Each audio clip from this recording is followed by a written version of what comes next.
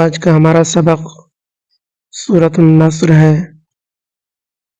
یہ سبق شروع کرتے ہیں۔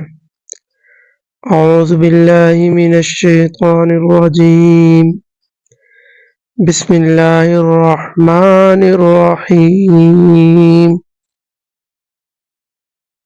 اذا، اس کا معنی ہوتا ہے جب،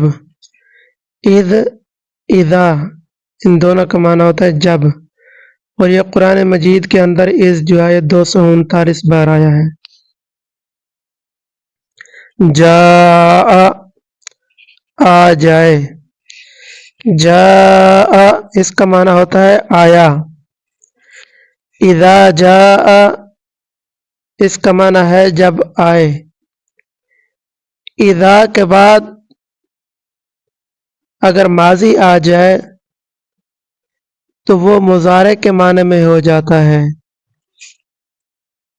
نصر اللہ، مدد اللہ کی۔ نصر کا معنی ہوتا ہے مدد، نصرت۔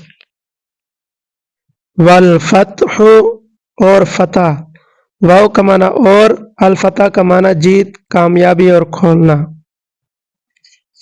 ورأیت اور آپ دیکھیں، واو کا معنی اور، رأیت معنی آپ دیکھیں اور آپ دیکھیں۔ الناس اس کا معنی ہوتا ہے لوگ، انسان کی جمع ناس آتی ہے۔ یدخلون داخل ہو رہے ہیں، دخول کا معنی اندر آنا، خروج کا معنی باہر جانا۔ فی دین اللہ، اللہ کے دین میں۔ فی کا معنی میں، دین کا معنی دین، اللہ کا معنی اللہ کے دین، زندگی گزارنے کا طریقہ۔ افواجا فوج در فوج، فوج کی جمع افواج آتی ہے۔ فسبح پس پاکی بیان کریں، پاک کا معنی پس، سبح پاکی بیان کیجئے، تسبیح نقائص کی نفی۔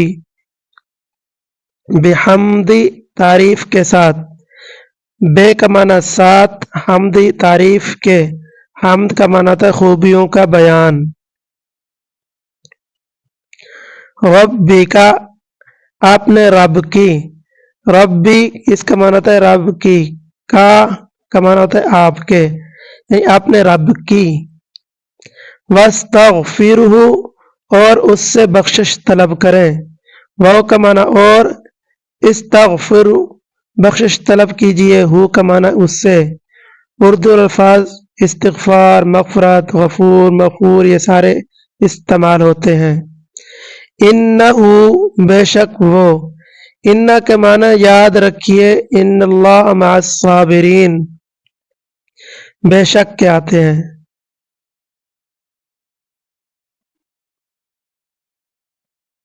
کانا توابا بڑا توبہ قبول کرنے والا ہے۔ ان تھا اللہ کے لیے یہاں کانا کا مطلب ہے ہوگا۔ تابا پلٹنا، تابب پلٹنے والا، تواب بار بار پلٹنے والا۔ تو یہ سبق ایک دفعہ دہرا لیتے ہیں۔